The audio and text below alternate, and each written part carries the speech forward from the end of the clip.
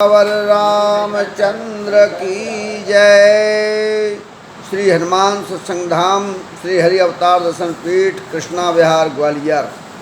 भाषा। आज नित्य के सत्संग में जिज्ञासा आई है कि भाषा का बड़ा महत्व क्यों है और भाषा लोगों की जो निकलती है उससे क्या समझना चाहिए। वास्तव में भाषा का अर्थ ही होता है जो किसी के अंतरतम के गुणों को भास कराए, क्योंकि अंदर जो गुण होते हैं वो बाहर से दिखाई नहीं देते। यूँ तो अंदर के जो भावनाएं, विचार, मन की इच्छाएं, आंतरिक जो गुण होते हैं, लक्षण होते हैं, वो इंद्रियों के बाह्य पटल पर भी आते हैं।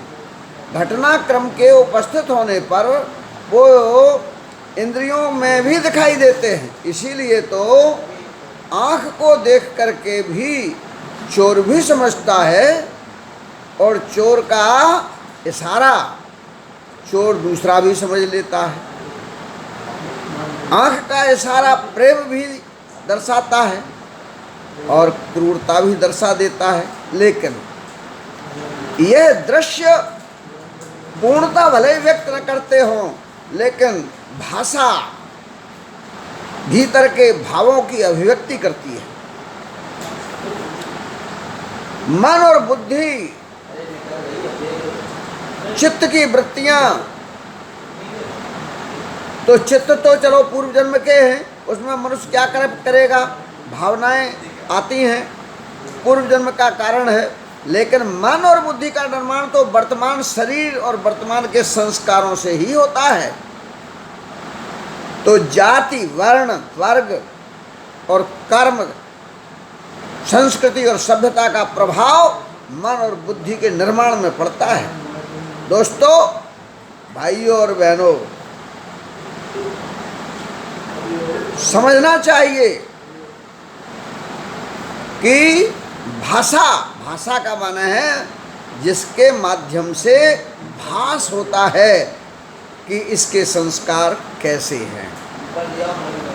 किसी बात को कहने में वास्तव में अभिव्यक्ति होती है, तो न केवल वह उसकी अभिव्यक्ति है भाषा में, बल्कि उसके संस्कारों की अभिव्यक्ति होती है, बल्कि उसकी भावनाओं की भी अभिव्यक्ति होती है।